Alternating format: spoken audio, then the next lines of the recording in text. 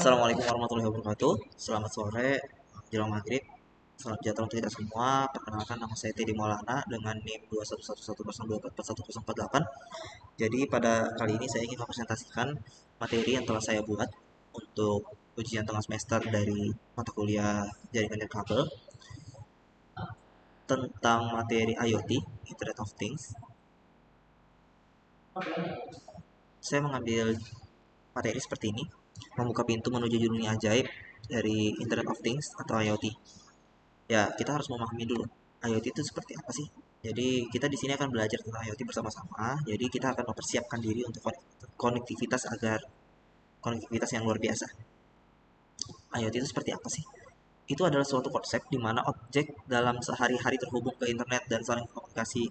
Dengan IoT, kita dapat mengontrol dan memantau perangkat melalui jaringan. Ya, seperti membuka peluang baru dalam berbagai bidang. IoT sendiri ini kita bisa dalam hal-hal bidang seperti kita mengelola suatu website atau kita ingin mengelola membuat suatu kepintaran dan juga yang kita lihat sehari-hari atau yang sudah ada teknologi.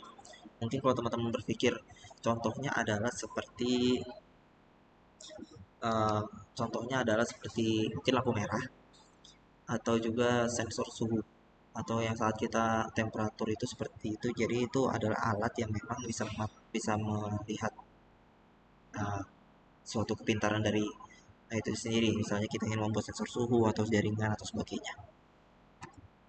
Lalu manfaatnya sendiri seperti apa? Ya, IoT sendiri memungkinkan kita untuk meningkatkan efisiensi, lalu juga keamanannya sendiri dan juga kenyamanan hidup. Dengan adanya IoT, kita dapat mengotomatisasi rumah, mengoptimalkan proses industri dan memantau kesehatan secara real time.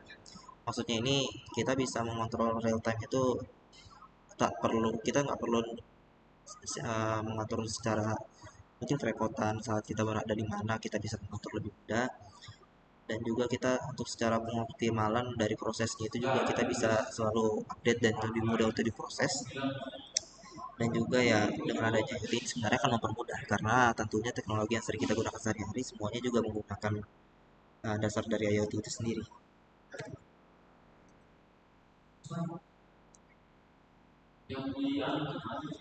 Lalu juga tantangan dari IoT sendiri itu adalah juga untuk menghadapi suatu tantangan keamanan data, privasi dan interoperabilitas. Jadi ya seperti masalah yang perlu diatasi, namun dengan pemahaman yang tepat. Lalu juga kita dapat memahami dan juga dapat mengatasi tantangan ini. Maksudnya ya tantangan dari IoT sendiri memang ada. Ya ada untuk keamanan data itu juga perlu diperhatikan, privasi dan interoperabilitasnya. Lalu juga dalam kehidupan sehari-hari, dia aspek kehidupan kita dari rumah pintar hingga kendaraan terhubung. Ya, untuk mengubah cara kita berinteraksi dengan dunia di sekitar kita. Yang tadi seperti saya bilang, teknologi sekarang seperti rumah yang bisa door lock, lalu juga ada fingerprint, ataupun mungkin rumah dengan sensor suara seperti kita ingin menyalakan lampu, ingin menggunakan Google. Misalnya ada perintah rumah seperti halo, nyalakan lampu, entah kita ingin memasak air dan sebagainya. Di industri sendiri juga kita membawa revolusi di industri dari manufaktur hingga pertanian. IoT sendiri dapat mengoptimalkan proses dan meningkatkan produktivitasnya. Jadi di industri sendiri juga meningkatkan produktivitas. IoT ini meningkatkan produktivitas dari industri itu, dari manufaktur hingga pertanian, lalu juga mengoptimalkan proses dan meningkatkan produktivitasnya. Di kesehatan sendiri, IoT membantu memantau kondisi pasien secara real time dan juga memberikan perawatan yang lebih baik. Teknologi ini memungkinkan diagnosa dini dan pemantauan jarak jauh. Jadi seperti tak hanya untuk kehidupan sehari-hari dan juga dari teknologi yang sering kita lihat, tapi dari segi dunia kesehatan pun itu sangat membantu kondisi pasien seperti kita melihat dari stetoskop ataupun sensor lainnya. Kalau di transportasi sendiri untuk kendaraan terhubung memiliki keamanan, navigasi dan efisiensi ini membantu mengurangi kemacetan. Ya, contohnya lampu merah atau juga GPS. Jadi sensor GPS itu saat kita menggunakan GPS dari HP ataupun dari kendaraan langsung seperti itu bisa terarah gitu. Kalau di kota pintar sendiri ya aspek kehidupan kota seperti transportasi, energi, dan manajemen limbah ya bertujuan untuk menciptakan kota yang lebih efisien dan berkelanjutan. Maksudnya IoT sendiri kita kembangkan di suatu kota nantinya itu akan menjadi suatu apa ya bahasanya, menjadi seperti teknologi maju untuk kota itu. Jadi kota yang maju tak hanya untuk kota berkembang, tapi juga untuk bagaimana membuat kota itu agar lebih maju. Tidak hanya maju dari segi keuangan, tapi juga memajukan diri dari memajukan untuk segi dari teknologi. Dengan adanya IoT itu sangat membantu untuk menjadikan suatu kota itu menjadi seperti kota pintar. Lalu potensinya di masa depan itu besar. Dengan teknologi seperti 5G dan kecerdasan buatan AI, kita dapat mengharapkan kemajuan yang lebih lanjut dalam penerapan IoT. Kedepannya 5G pun akan sangat kedepannya, karena penggunaannya itu lebih fokus dan juga akan lebih mudah, akan lebih efisien. Dan keamanannya sendiri ya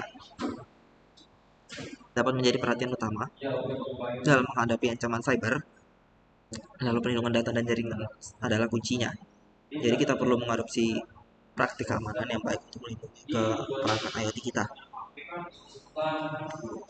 Dan etika dan privasinya ya memunculkan pertanyaan tentang etika dan privasi.